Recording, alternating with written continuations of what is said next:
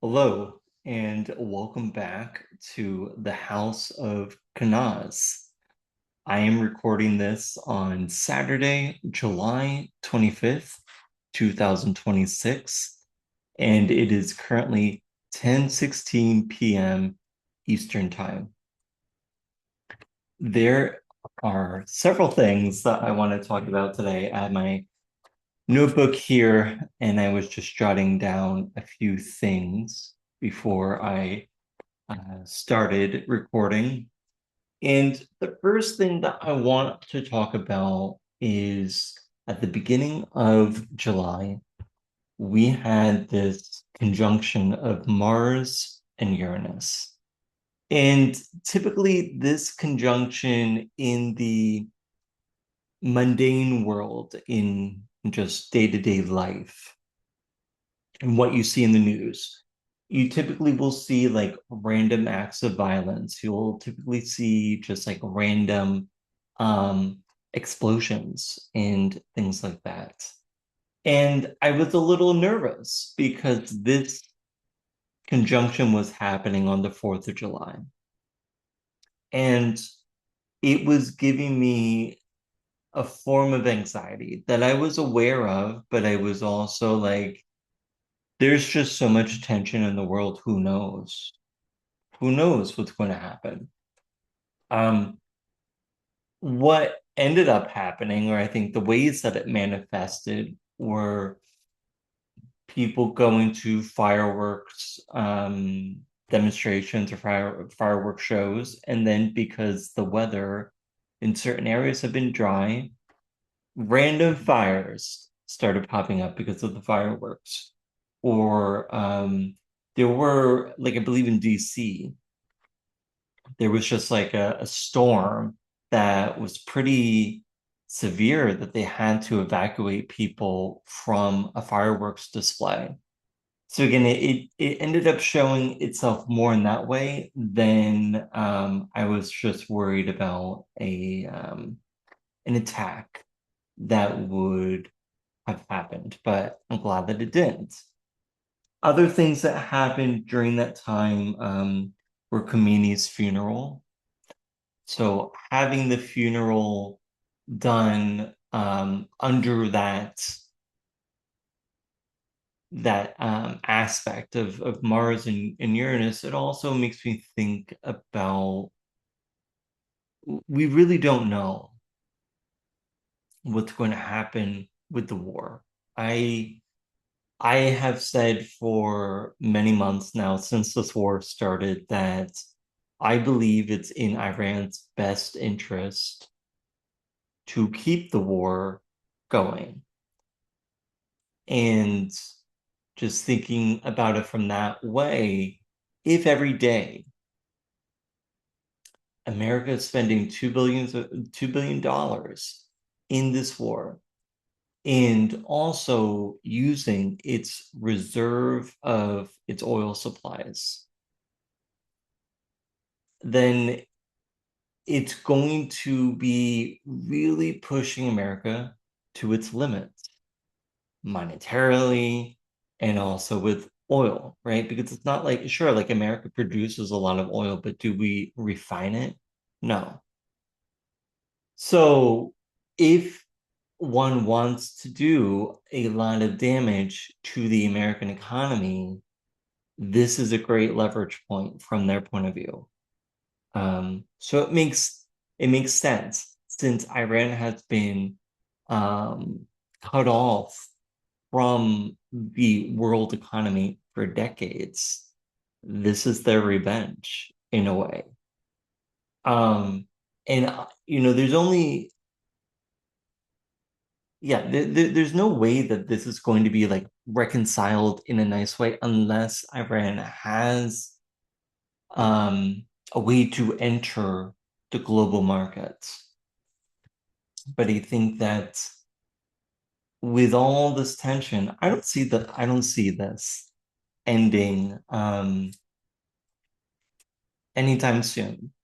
And I think that a lot of people have been lucky. I think Americans have been lucky at the moment in that we haven't really had to face the consequences of this war. It's so far away. Gas prices have gone up, but not by nearly as much as they should go up or what they will go up, I believe. And again, I think that the economy at the moment has been operating under this idea that, oh, it will just work out. Everything will just work out. And sure, like, what's the best way of saying this? Like, yeah, you have to have faith, you have to have optimism when you're going through uncertainty, but then there's a point in which it becomes blind optimism. It becomes something in which it's like dogmatic rather than looking at the the actual reality of situations. So there's that. Um, I'm going to talk a little bit more about that, but so the Mars Uranus was the first thing that I was thinking about. And if you, I'll give you this bit of information. Okay. So if you have placements in early degrees of Gemini, that's currently where Uranus is, right? So Uranus, if it's going to be making a conjunction, so it's in the same degrees as some planet that you have in Gemini, that's a good thing to keep in mind. That's a good thing to know because if you're going through that, that is going to bring something unexpected. It really depends on the placement, like where Uranus currently is in your chart, and also the planet of what this change is going to bring, but it's often unexpected. So if you have, again, planets early degrees of Gemini or any mutable sign, so that being Pisces, Virgo, or Sagittarius, if you have planets in early degrees of those signs, Uranus at the moment is going to be affecting those. And so it might have, if you had planets there and Mars also was conjoining Uranus, that might be something interesting to track. Okay. The other thing that we went through astrologically that I want to speak about is Mercury retrograde. So Mercury retrograde just ended a few days ago, and typically Mercury retrograde happens for about 3 weeks or so, 3 times a year. And this is a period in which it appears in the sky that Mercury is going backwards. It's not going backwards in reality, but it appears so. And so our perceptions shape our reality. And Mercury is a planet that governs transportation, it governs communication. And what I experience during this time are, I'm going to say a few things. One, dealing with my car.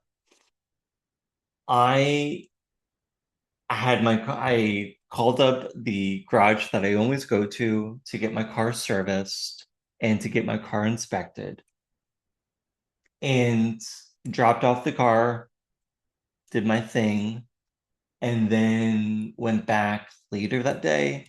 They did the service, the fixes were done, right? But then they told me the how do they phrase this? Our inspection machine has been broken. It was broken today. There's something weird. Like I had never heard of this before. I didn't know that there was like a machine that they use for inspections. I just figured it was a human going through my car and just noting like what's working, what's not working. I was perplexed by this. Anyway, so and this garage that I go to is an hour away. So I was like, well, I traveled here to get this all done. Like it's gonna be a hassle for me to come back just for an inspection. So I'm gonna just try to get an inspection done closer to me because you've done the grunt work of like getting these major fixes done, which is why I came here. Some other garage should be able to handle this. And that has been a journey. I still have not gotten my car inspected. So I went, what was it? Last week, I went to Midas. I live close to a Midas shop. I've never been there. So I drove 5 minutes to go to a Midas. And I was like, oh, can you get my car inspected today? And he's like, no, we've already done too many inspections today. We can't do another. I had no idea that there was a limit on inspections. A whole new world is opening up for me. So I said, okay, like, what's your availability next week? And he says, all right, Monday, 9 a.m. Great. Okay. He writes it on a card. Monday, 9 a.m., a card that I have upstairs. I go to the shop this past Monday, 9 a.m. He's like, you're not in the system. I said, you literally gave me this card. Like, what do you mean you can't do an inspection? I am so confused. So I said, I have no time for this. I have no time for this. I left and then I called up another garage and said, hey, can you give me a state inspection? He's like, well, we're already booked out. We'll see you next week. So we shall see what happens. I mean, I've been to this garage before, but that was like a decade ago. I don't know. I don't know. I've never had this issue of finding an inspection place, but I'm hoping now that Mercury is no longer retrograde that I will be able to solve this issue by the end of July. The other thing that I notice is when Mercury goes retrograde or direct, the day that it changes direction are days that I receive a lot of emails. Like I get a lot of communications. And in particular, this Mercury retrograde, when it was retrograde, I heard back from people who, I worked on projects for a few months ago or a year, and I haven't thought about that thing. And so again, Mercury retrograde is a time to think about things in the past, to revise plans. It's a time for introspection. So things from the past are likely to come up. Past thought patterns or past projects or whatever. And so, people coming out and communicating with me from past projects fits the bill of Mercury retrograde. And yeah, I heard from a few people who I haven't heard from for months or years. So that was interesting. And the other thing with Mercury retrograde, again, because it's communications, sometimes things change, plans change.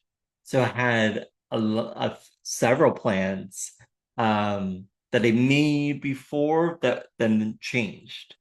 And I was like, all right, this is typical Mercury retrograde. And in particular, I again, you'll hear these bits of advice of like, oh, you shouldn't sign a contract, you shouldn't plan trips, whatever, during a Mercury retrograde.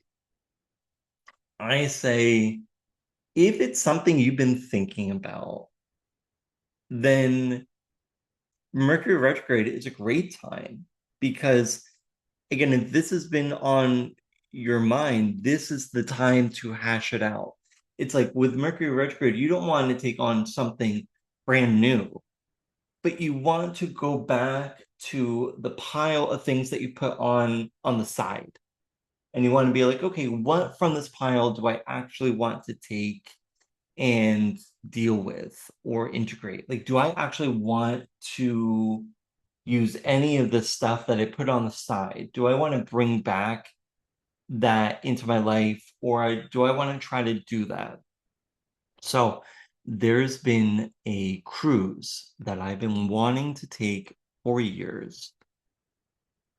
And I decided, all right, I'm gonna look at the website, and they were offering 50% off, which I knew that in the summer they have crazy deals for the winter because I've been thinking about doing this for years. So I kind of knew this, but I was like, I just had the thought pop in my head one day. And I was like, you need to look at the website because it had been months since I looked at the website. So I looked at the website and yeah, 50% off. And I was like, you know what? You have to do it.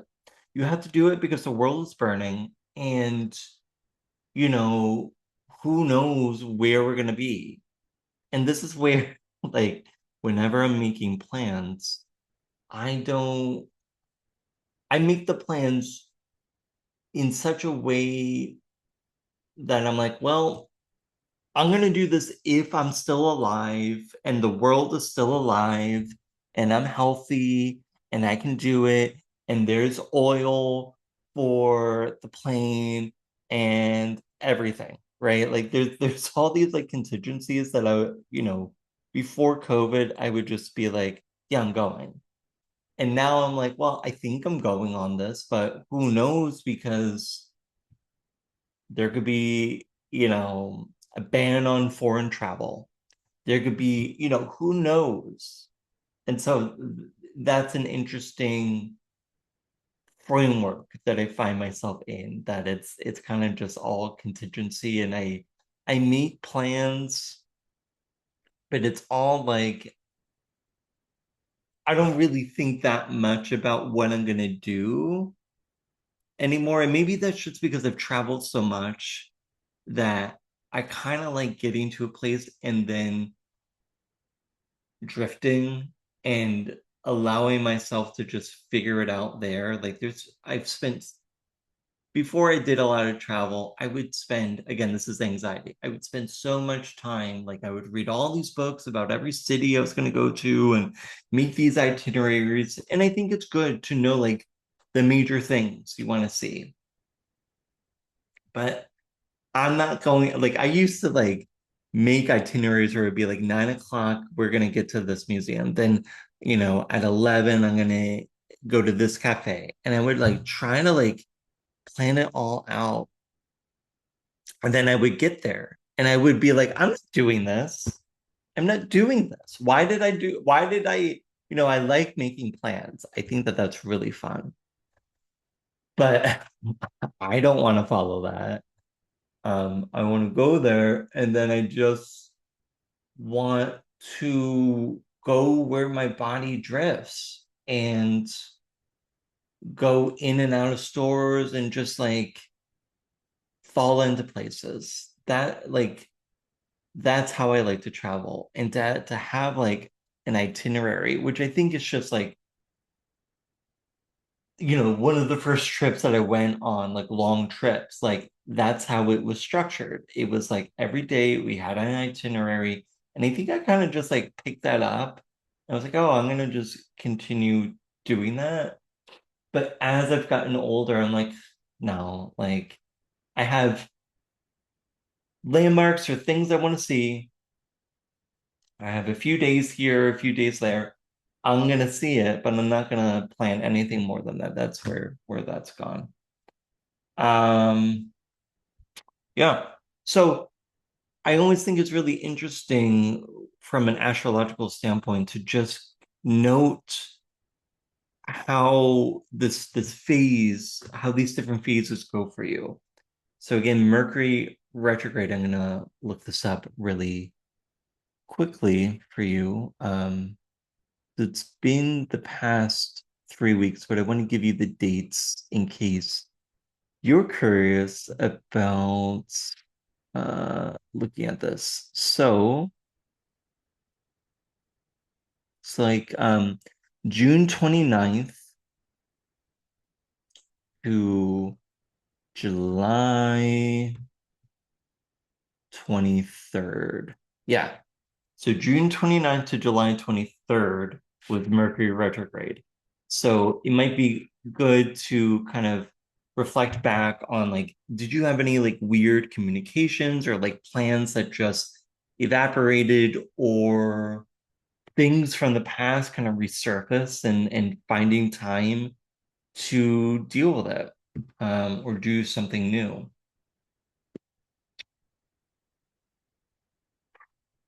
Okay, so I'm gonna take some of my tea and then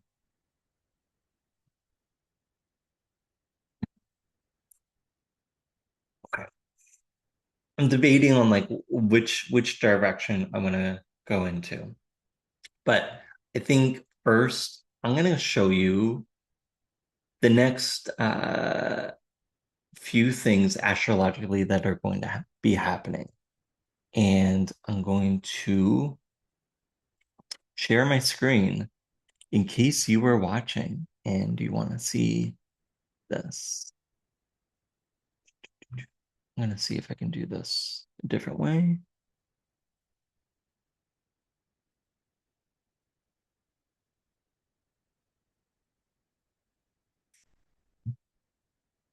Okay. I think you should be able to see this. And let me get this exact. So on Wednesday, July 29th, we will be having our full moon. So this was the full moon in Aquarius. And to me, this is significant. This is significant on several different levels. One that I've been thinking about is so we have like the Lunar New Year, right? And when you talk about the Lunar New Year, that happens in February, right? And it's when there's a new moon in Aquarius. Now we're at the full moon in Aquarius. So when you talk about the moons, when we're talking about a new moon, that's when the moon and the sun are at the same point in the sky. That's a new moon. That is a point, that's a time of seeding. It's a time of planning. It's a time of like initiation, right? Whereas the full moon is the time of culmination. It's a time of reflecting back on what it was that you like the seeds that you had planted and reflecting on how has that actually grown? What has worked and what hasn't worked. So we are in that halfway point of this like new lunar year that started in February. And remember that again, we are in 2026. So if we add up the digits, 2 plus 0 plus 2 plus 6, we get 10. And if we add the digits of 10, we get 1. So this is a 1 year. This is like the start of a brand new cycle.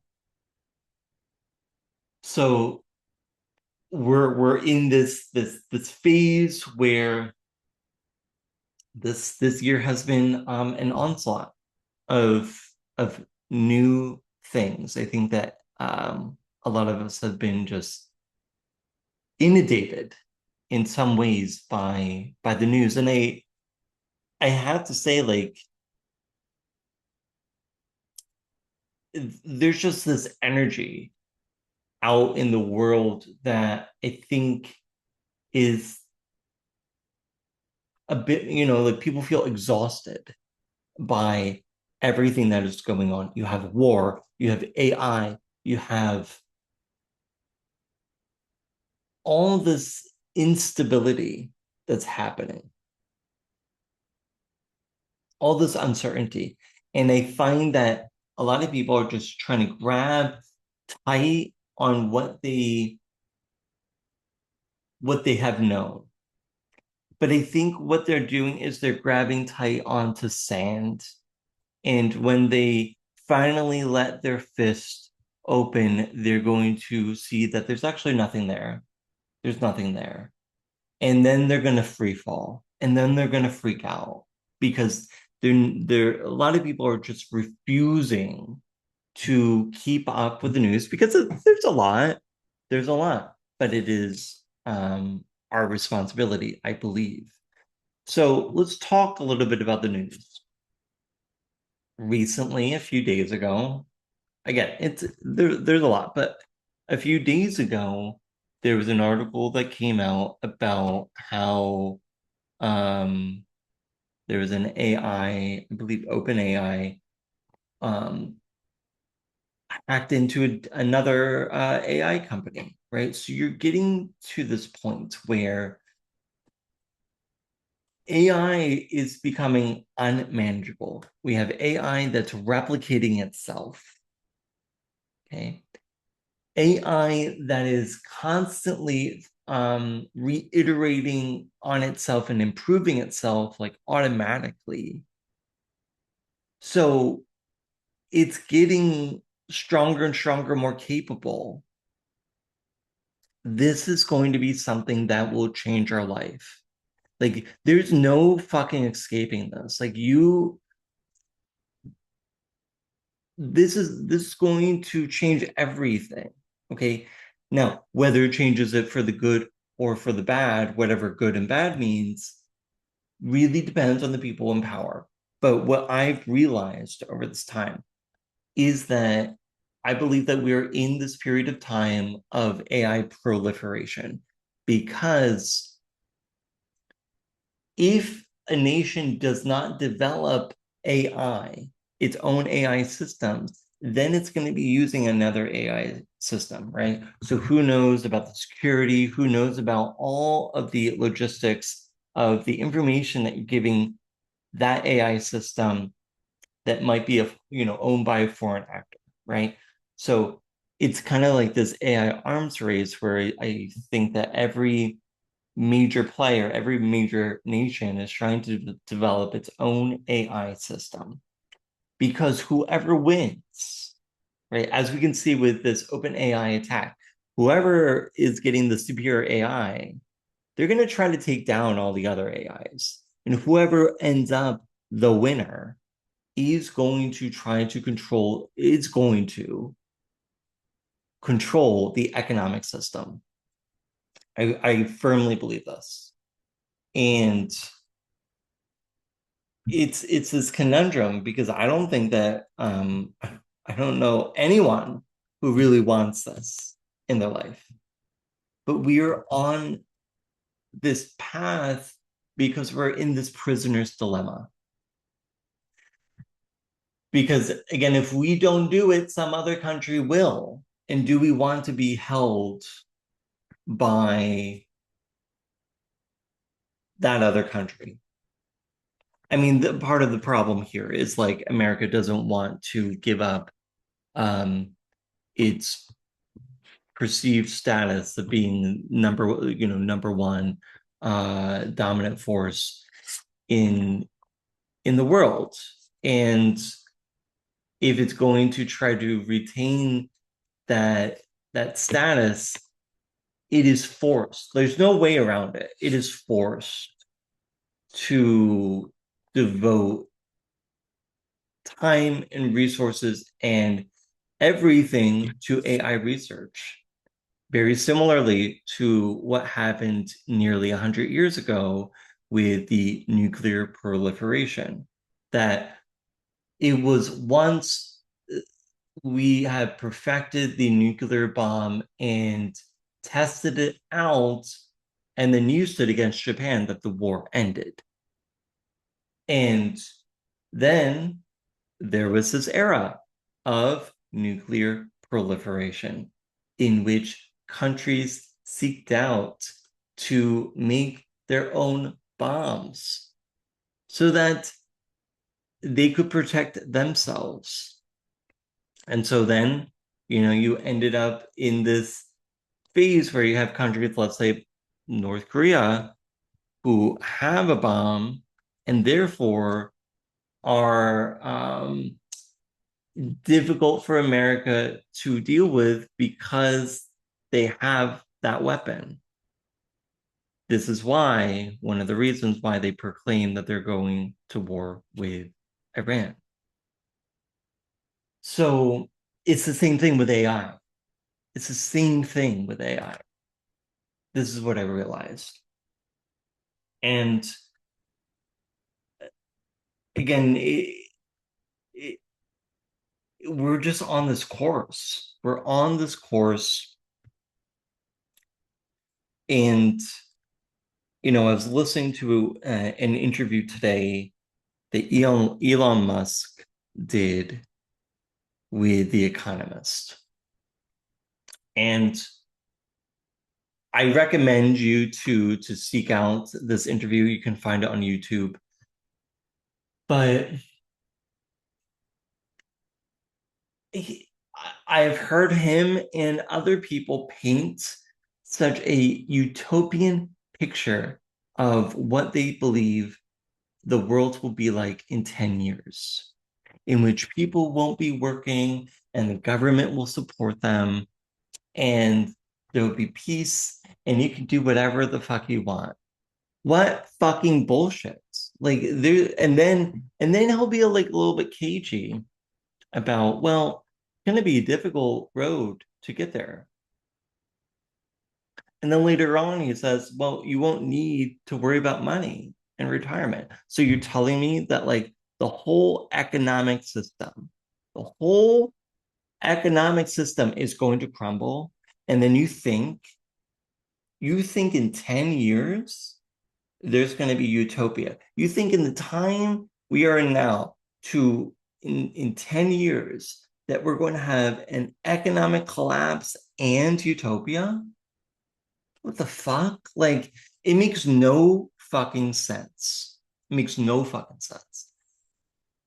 And again, if who, who knows, like with the war that's going on in Iran, that alone is going to lead to an economic collapse. If the global market is no longer able to have access to those oil supplies and those oil refineries, and now on top of the Strait of Hormuz being um, closed, now you have access to the Red Sea that's also being dampened by the Houthis.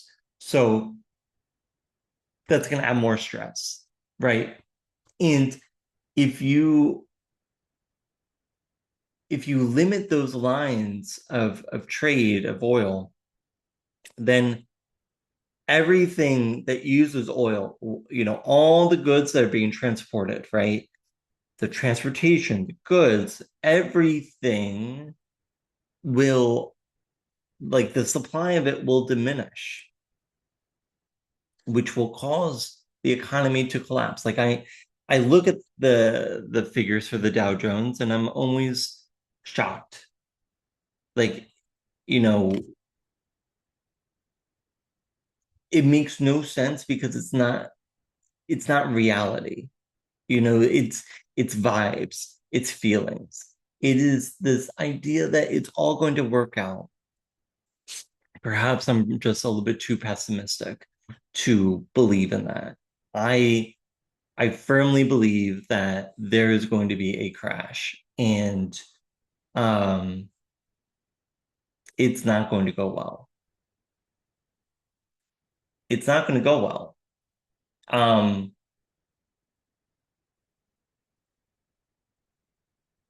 I think a lot of people are going to lose a ton of money. And the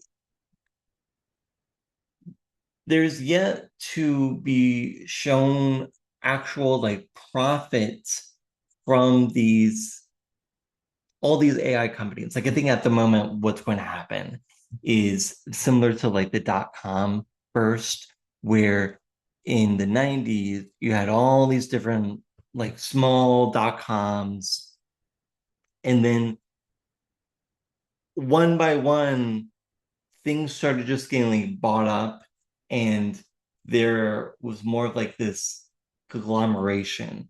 So I do think what's going to happen is things are going to get bought out that are successful.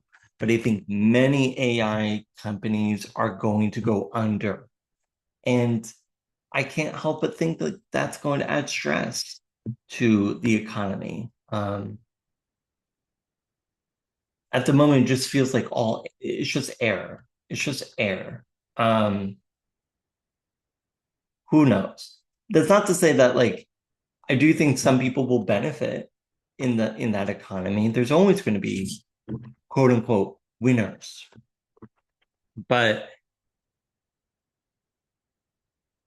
one thing that I've been thinking about, if you think about like the dot-com burst, any time that there is a major new piece of technology that is introduced to the world.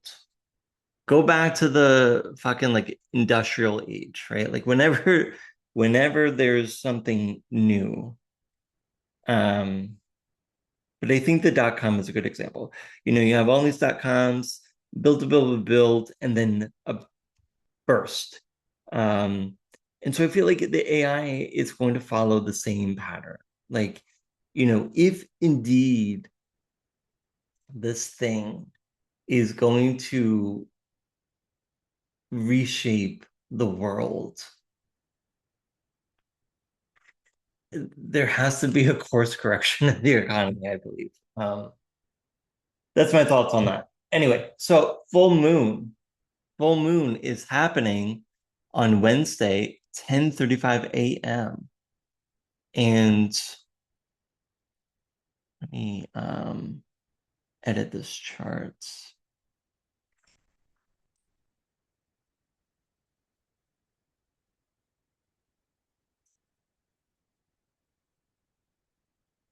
Okay.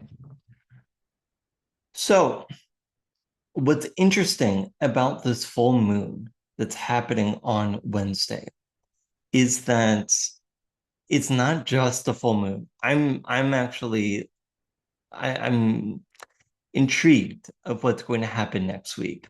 Why? Well, again, this is a full moon because the sun and moon are in opposite signs. So you got the sun that's going through Leo at 6 degrees, 30 minutes of Leo. You got the moon in the opposite sign of Aquarius, 6 degrees, 30 minutes of Aquarius. Okay. But now we got all these other players because next to the sun, we got Jupiter. So that's great. It's going to expand things. It's going to illuminate this, whatever's going on, right? But next to the moon, what do we got? We got Pluto. So we got these extra actors playing a role that, to me, whether this is going to be Epstein related or whatever, I think that this full moon has the opportunity to illuminate something from the trenches, to bring it up and to expand upon it. So when I look at this, I say, wow, that's a really powerful full moon. And again, if you have something at these early degrees, like around 6 degrees of Leo or 6 degrees of Aquarius, this is something to keep an eye on. Now, what I was also thinking about or looking at is this. So on that day of the full moon, we also have Mars and Venus. They're making a square to each other. So they're 90 degrees apart. Okay. So again, that is a little bit of tension of like, okay, are my values and the way that I'm going through this world, are they actually aligned, or do I need to make an adjustment? Right? So is everything actually going in the same direction, or is there something that needs to change a little? That's what that configuration is asking us to reflect on. However, what's really interesting is that configuration of Mars and Venus. If you look at where exactly in the middle between Mars and Venus, what's happening right in the middle, the exact midpoint, that's where the Sun and Jupiter lay. So that's interesting. So another way to say that is that the Sun and Jupiter are at a half square, a semi-square to Mars and Venus. So now you got Mars and Venus, Jupiter and Pluto playing a role here. And then also because we are currently in this time of Barbeau's basket. So Barbeau's basket is this aspect pattern that we can see where, again, with the outer planets, so Neptune, Uranus, and Pluto, they're all in sextiles and trines to each other. So the Sun and Jupiter, they are sextile to Uranus, which is trining the moon. The Sun and Jupiter are trining Neptune, which is sextiling the moon and Pluto.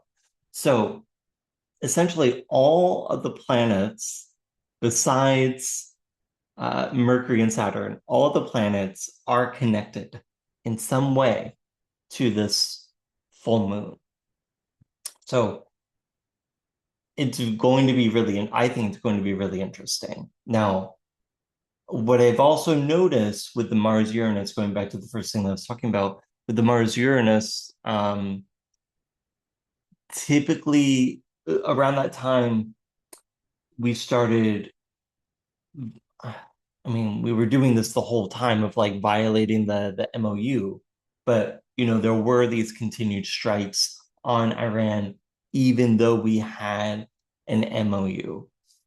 And so to me, I'm putting that under the Mars Uranus of like, okay, like you're just going to attack.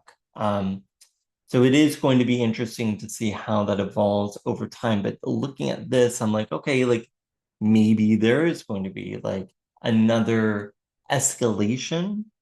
Um, or is this is this an escalation in the war? Is this an escalation with the Epstein files? Because you're not hearing anything about the Epstein files. Like that seems to have gone on the wayside at the moment. Um, so is that gonna resurface? I don't know.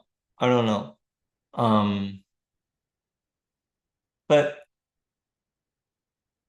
keep note of how you feel around the end of July. So July 29th, 30th, 31st.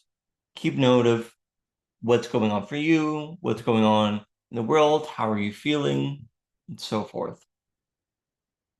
Another thing that's going to be happening uh, this next month of August is around yeah, August 19th is when the nodes will be changing. So again, the nodes are these points in the sky that indicate they're used to determine when eclipses are going to be happening. So they're not actual like bodies in the sky, but they are important for calculating eclipses. And in a personal chart, they are uh, points that denote the soul's journey, the direction that your soul is going in this lifetime, and the direction that it has gone previously. So the nodes will be going into Aquarius, and so the North Node will be moving from Pisces to Aquarius, and the South Node is almost directly opposite the North Node. So the South Node will be moving from Virgo into Leo, and the nodes typically stay like a year and a half in each sign. So this will be something also to keep an eye on. I tend to watch when planets are conjoined with the nodes. So like as things kind of line up, like I think we're going to have a really interesting lineup. I'll show you. I think it's in October, or maybe it's November. Yeah. So we're gonna have this really interesting lineup in November, in the middle of November, where we have Mars, Jupiter, and the South Node all together, like all within a degree of each other for a period of time, for a few days, I believe. And so that's going to be really interesting. So sometimes when you have um, a lot of connections to the nodes, you might see a significant world event, for instance. So that's something that I'm kind of like keeping my eye out for. But let me go to, I believe it's August 12th.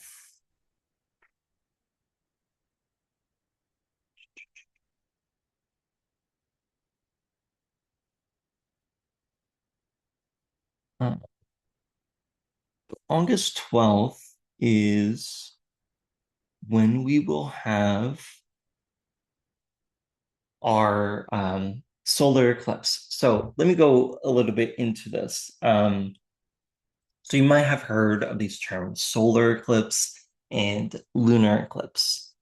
So when we're talking about a solar eclipse, this is essentially a new moon that is also conjoining the nodes.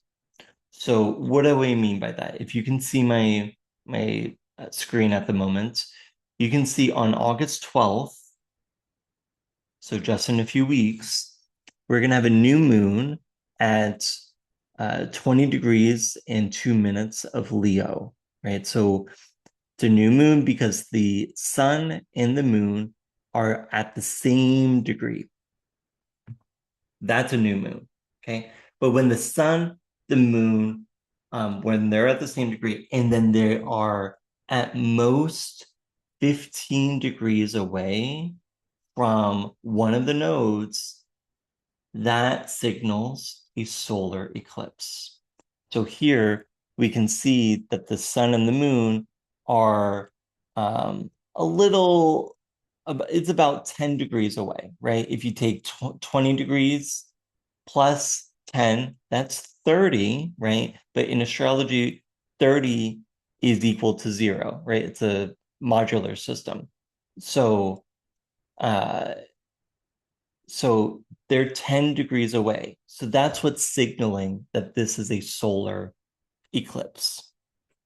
And just to give you, to go one step further, when it's a full moon and they are within 15 degrees of the nodes, that's a lunar eclipse. So solar eclipse is a new moon, lunar eclipse is a full moon. Okay, plus the nodes. That's essentially what's going on.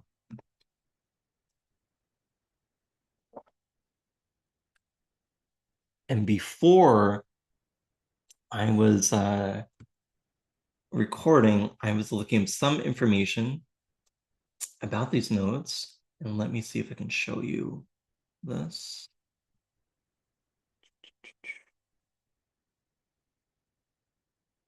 Okay. So if you can see my screen, you can see the trajectory of where the solar eclipse August 12th, where that will be visible. And so you can see that it will be visible in parts of Greenland here. You can see that it's going to be visible in Iceland, um, in Reykjavik.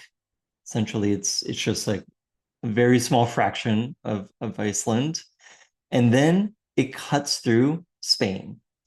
And essentially, the cone of visibility is is above Madrid and below Barcelona. So it's quite a thin cone, but it's really Spain, a little bit of Iceland, and Greenland is where we're going to see this. And then looks like a smidge portion of Russia that um, is in the very, very upper portions of Russia.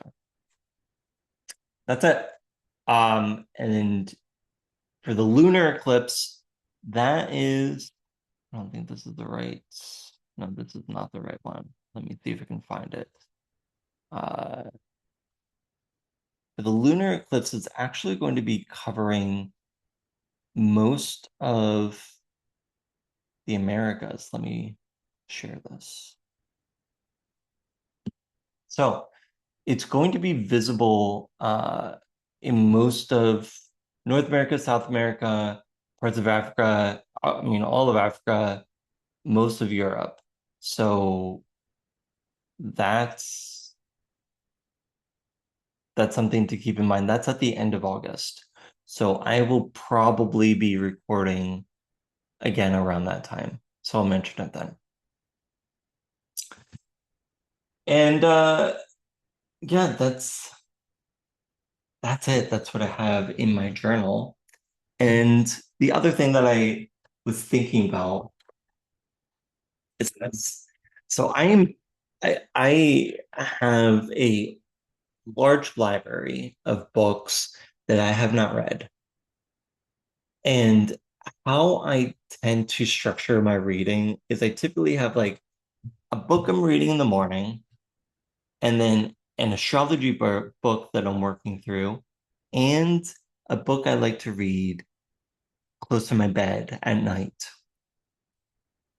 And it's always interesting to me because I will just pick a book at almost random, but it's more like, oh, I feel called to read this book.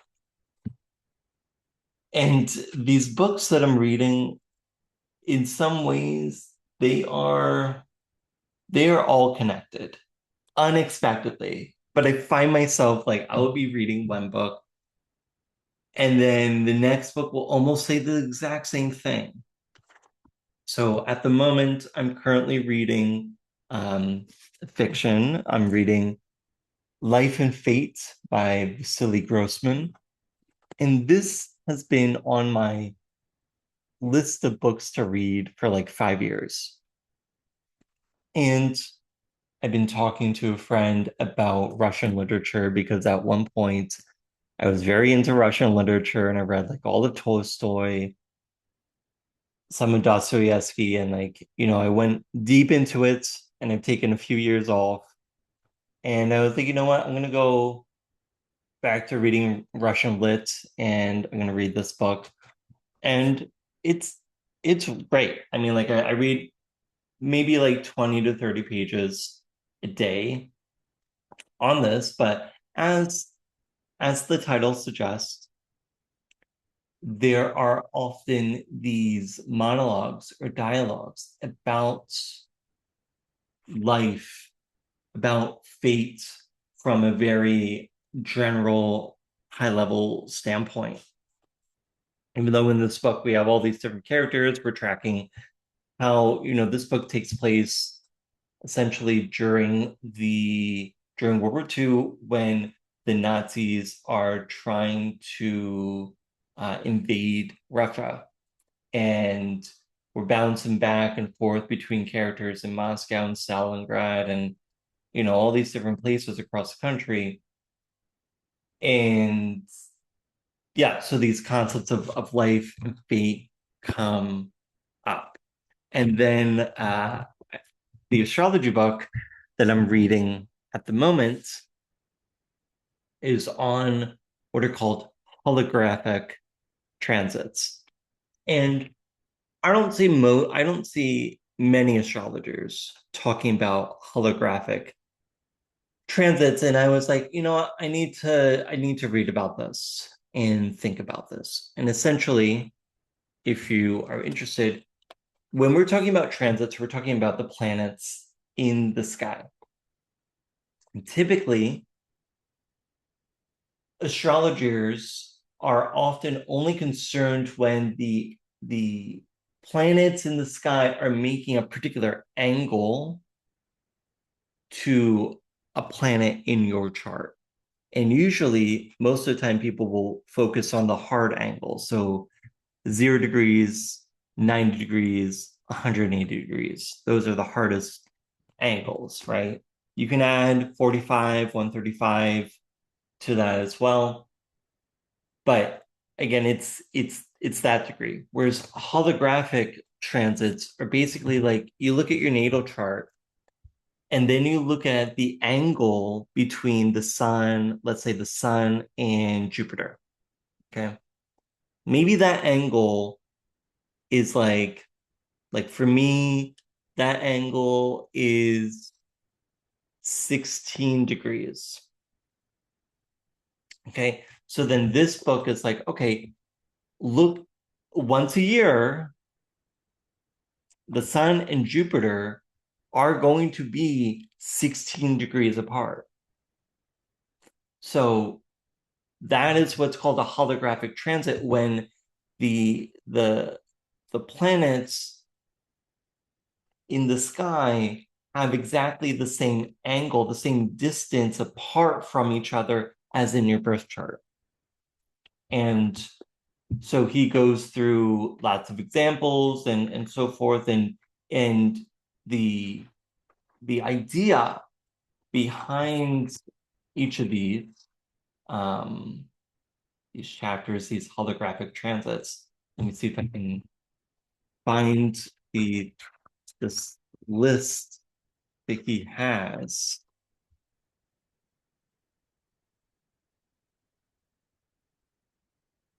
Okay. So these essentially this book focuses on looking at the sun versus all the other planets. So then you have these holograms he talks about, these holograms of instinct, of thought, attachment, passion, judgment, responsibility, enlightenment, renunciation, transformation, and that these 9 holograms are the breadcrumbs of the soul, and that these days in the year in which the sun is it's the same angle apart from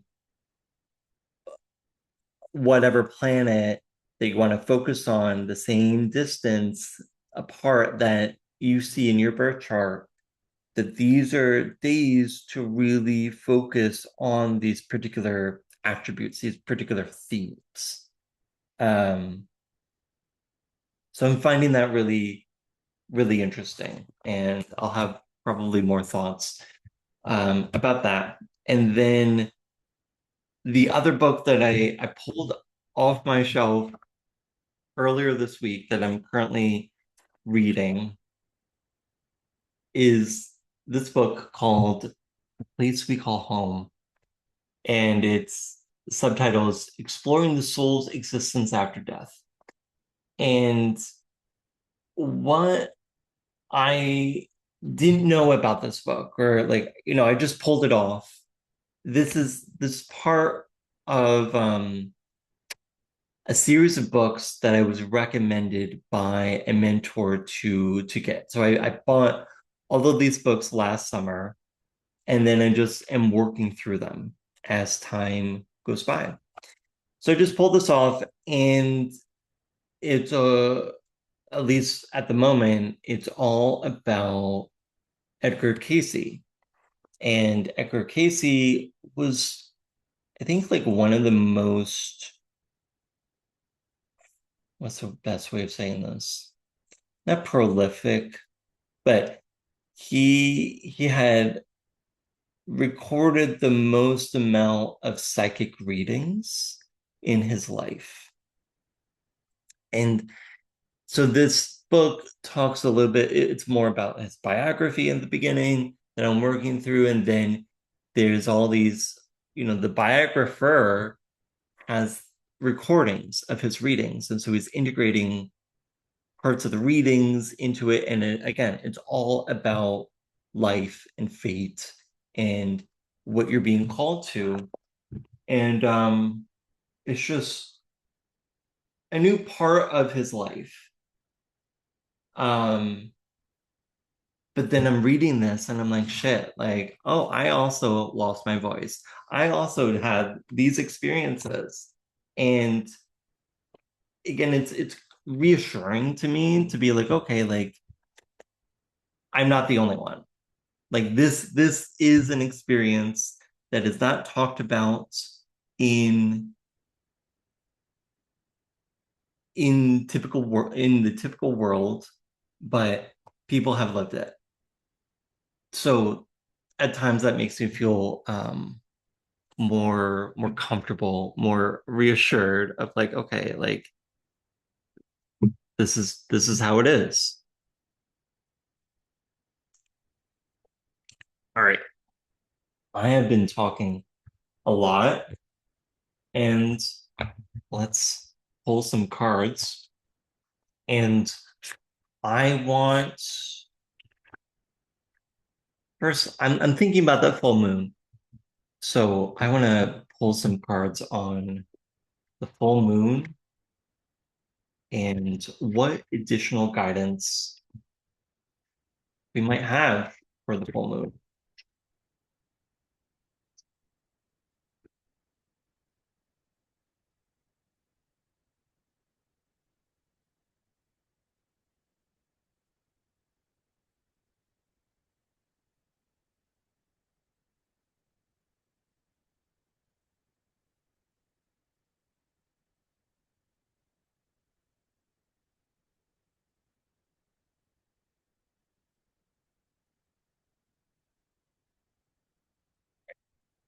I was debating like before this, I was like, maybe I should do a Celtic cross.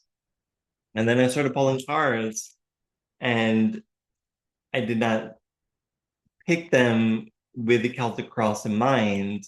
And then I was like, you need to stop picking cards. You need to just stop. And then I have an oracle. Right. So with the month of August coming up, let's see if there's like an oracle card that can give us like a message for what we need to keep in mind for August.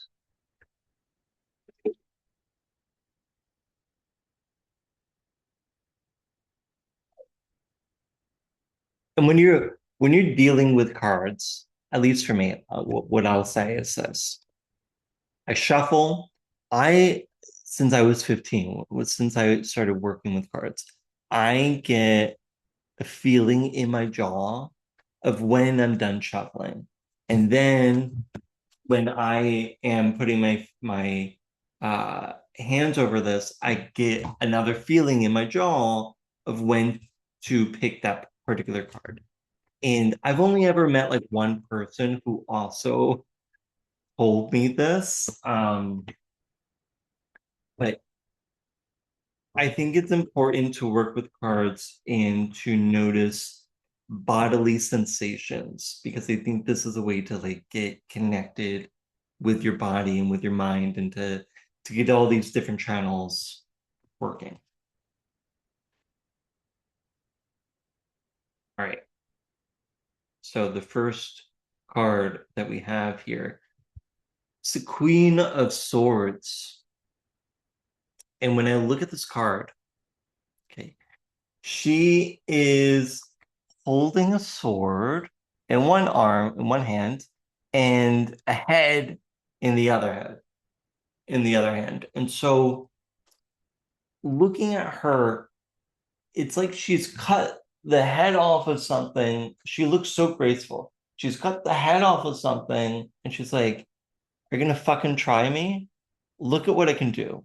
Okay, so this is someone who is done dealing with bullshit and is just cutting out the bullshit. The swords is also a mental card. So this is also about maybe recognizing a mental pattern, a mental thought pattern, and trying your best to cut that out. You have that power. You can be like this if you want to be.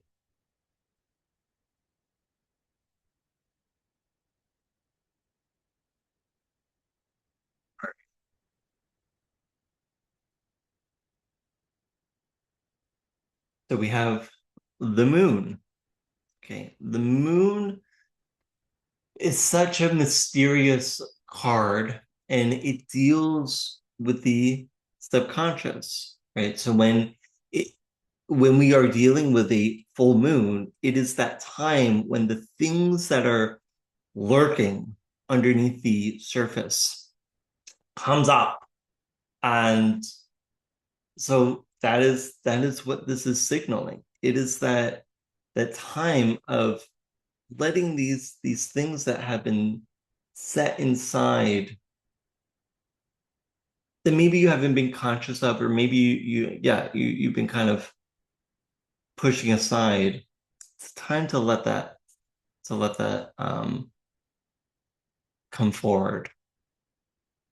The other thing that I think about this card is this card is ruled by Pisces. So Pisces is about the unseen, but it's also about this kind of like spiritual realm. It's about this like connectedness. And when there's a full moon, we as a collective are all experiencing that full moon. We're all connected in that way somehow.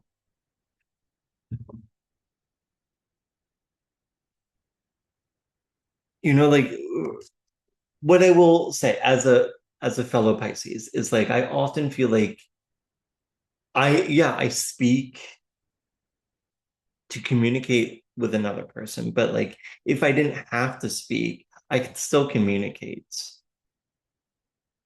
I can sense a lot without words. And so like when I think about Pisces, it is about that like telepathic type of communication. It's that communication that exists on the energy plane. And again, a lot of people may not even believe in that. Okay. I do. And I think that as the world is changing, this is what I was thinking about before. As the world is changing and all this news is happening, I feel like there's more and more evidence that such a thing exists, that the collective consciousness exists because we all feel it. We all feel it. I don't know a single person that doesn't. Hey, interesting. This card keeps showing up in my readings. This is the Nine of Swords. This is the card of cruelty. This keeps popping up for me. Um, and when you look at this card, you just have these swords that are dripping blood. And you think about maybe the ways that you could say something really cruel to another person, or the cruel things that you're saying in your head, going back to what I was saying about this Queen of Swords, right? So this is a card of recognizing perhaps also the power of words. This is a Mars in Gemini card, which we currently have Mars in Gemini for a few, yeah, really up until that eclipse. So up until like mid-August, August 10th or so, we'll have this. So this is that period. All right.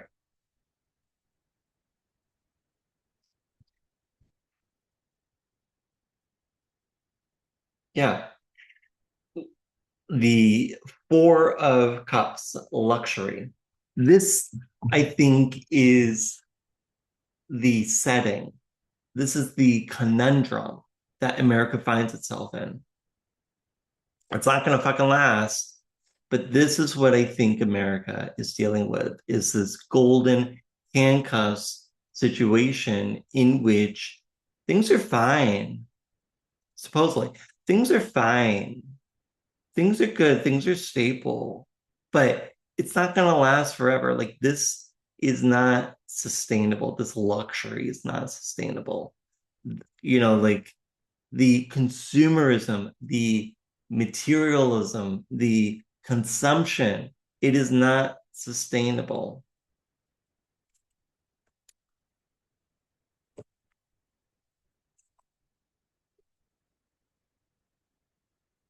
Next, the Prince of Dis. When I think about this card, the first thing that I always think about is the fact that I think he's the only prince, but I want to say he might be the only like royal card or whatever in which he has no clothing.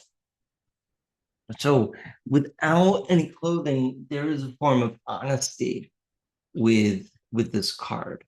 And with the bowl, you think about Taurus, and Taurus is known for being trying to be like kind of forthright um and honest.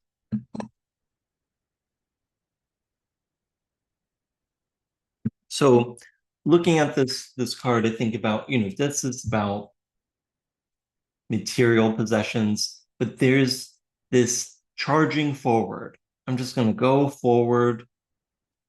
You could also think about him not having any clothes. It's like, yeah, there's nothing protecting him.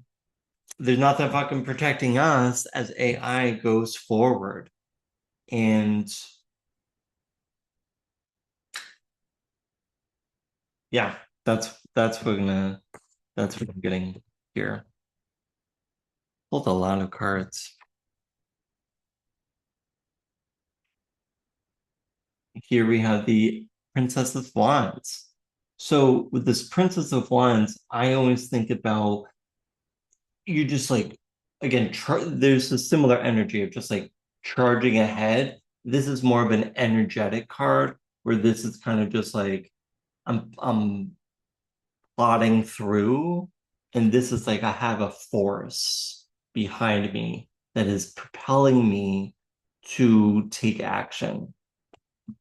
So yeah, things are moving forward essentially. And let me see what the last card is.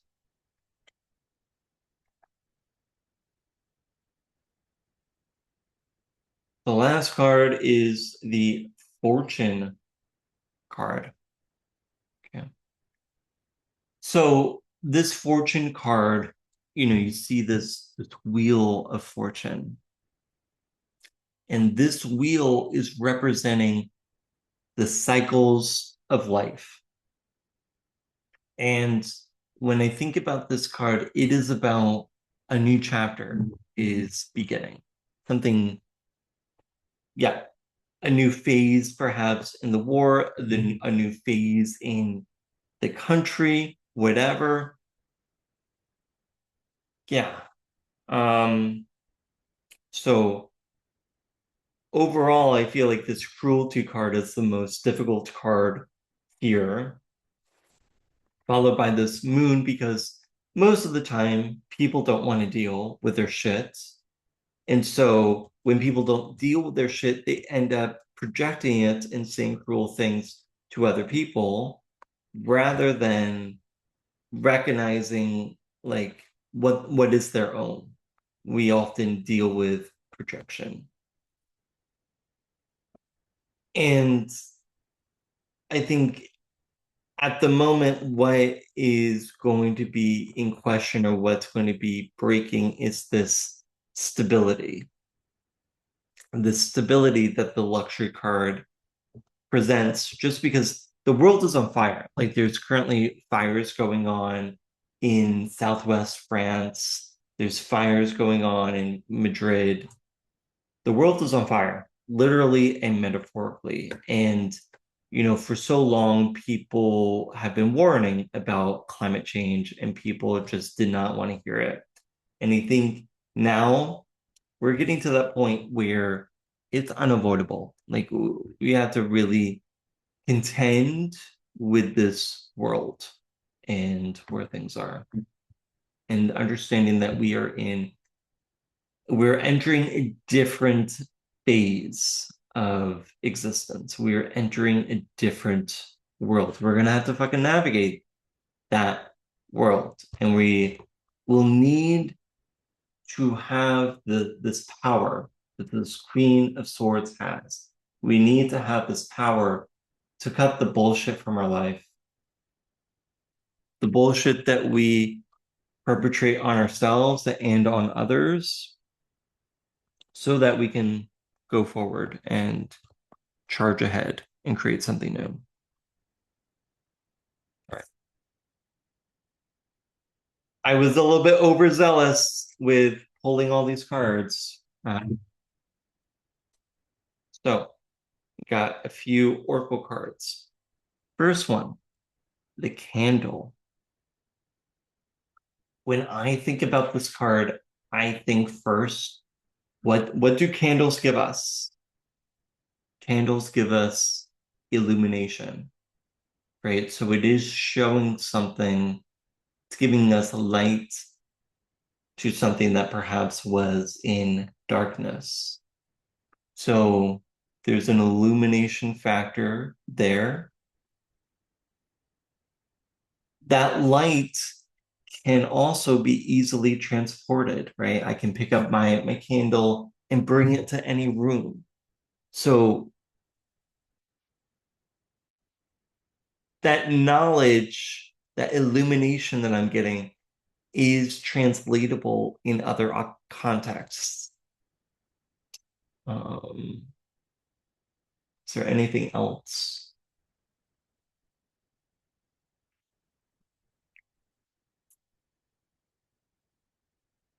Uh, I will also say about the fragility of a candle that, if a wind comes by, those lights are going out.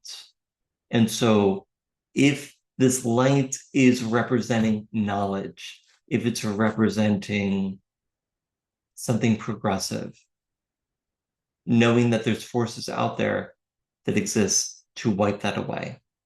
And you need to be protective of that. Again, the Queen of Swords, be protective of the knowledge that you have. And then we have the cat, which I think is really interesting because when I think about the cat, I think about the moon. Maybe it's Sailor Moon.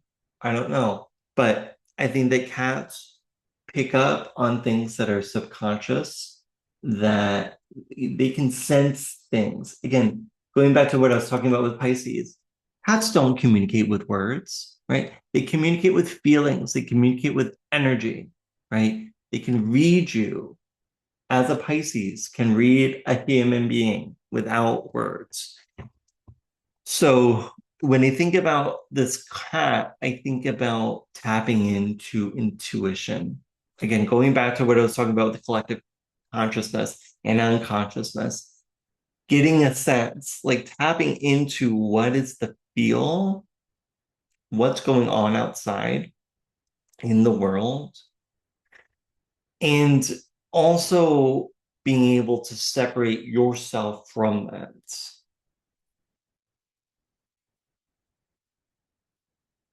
Maybe not like, and I don't think that it's possible to completely separate yourself from that. At least I struggle with that, I will say. But it's important to know, okay, like this is that person's problem. That it's not actually my problem, right? And so recognizing that a cat will just fucking walk away when it's done, right? So there is this like independence, there's this power that the cat will approach you if it wants to, but the cat has agency. It has its own authority. It has, yeah, like it will do whatever it wants to do. And remember, that's, I think that's the thing that you need to keep in mind because we're in this period of conformity. You know, so many people are just trying to conform into something to blend into something. Um, and I find that that's really sad. You know, as I scroll TikTok, like how trad wives and all of that stuff have become really popular with Gen Z. It's it's really disappointing, I will say. And I think that we need to fight for our individuality, which because I have my books, this is how I'm going to end it. There was this passage that I stumbled upon a few days ago that I'm going to read, and that will be the end of it.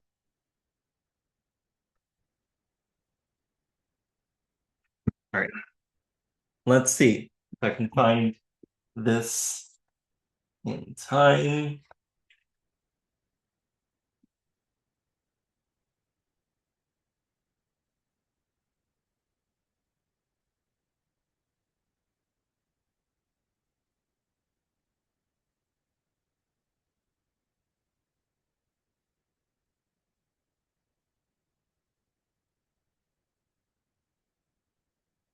Here we go.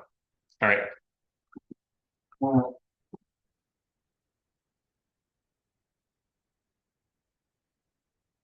Human groupings have one main purpose: to assert everyone's right to be different, to be special, to think, feel, and live in his or her own way. People join together in order to win or defend this right. But this is where a terrible, fateful error is born: the belief that these groupings, in the name of a race, a god, a party, or a state, are the very purpose of life and not simply a means to an end. No, the only true and lasting meaning of the struggle for life lies in the individual, in his modest peculiarities, and in his right to these peculiarities.